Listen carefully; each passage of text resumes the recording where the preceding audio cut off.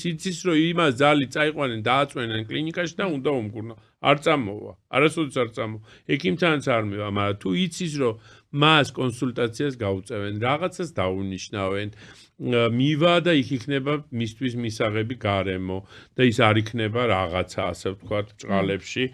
იქ რომ უნდა მიხვიდე და დაგაწვენენ და რაღაცას დღეს ჩვენ ეს არ შეგვიძლია იმიტომ რომ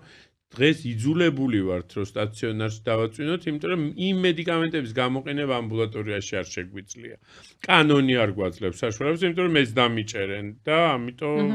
პრობლემაა ამიტომ უამრავი ინსტიტუციური პრობლემაა და შენ როცა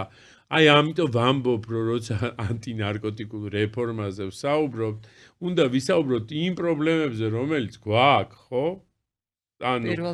ინფრასტრუქტურული სამედიცინო სამეცნიერო კადრის პრობლემა თუნდაც ავიღოთ კაი დავალდებულო მკურნალობა ვინ ატარებს სად ვატარებთ ვინ არის ბადრაგი თუ ვინ აკეთებს ამას სოციალური მუშაკი ვერ გააკეთებს სოციალური მუშაკი ამას იმიტომ რომ არ იცის და მე მუშაობდი 2012 წელს როცა მოვიდა ეს ხელისუფლება მე 3 წელი მუშაობდი პენტენციურ დაწესებულებაში ეს არის ყველაზე ჩემი ცუდი გამოცდილება ჩემ ცხოვრებაში ყველაზე მძიმე და ყველაზე დიდი დაღი რაც მე დამასვა ამ ჩემმა პროფესიამ რატომ იმით რაც ნახეთ თუ იმითი რაც ნახე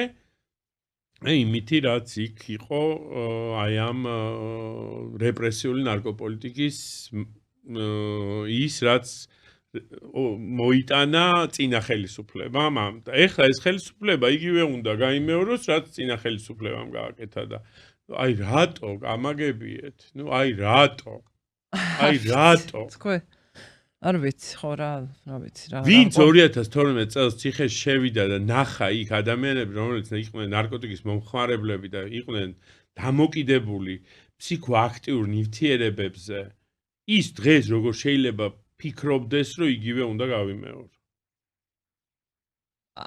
არ ვიცი ვერ ხვდები არც ვერც მე რამე პოლიტიკური მოსავალია ამას არ ვიცი და ის კიდე ნუ რაღაცა ყველაფერს ეს ხო არ არის დიდი ქვეყანა ხო ჩვენ ხო არა ვართ რაღაცა ხო ძალიან პატარა ქვეყანა ვართ და ძალიან ადვილია ამის ყველაფრის გაკეთება ნაკლები რესურსით ნაკლები რომ მიიღო სერიოზული ეფექტი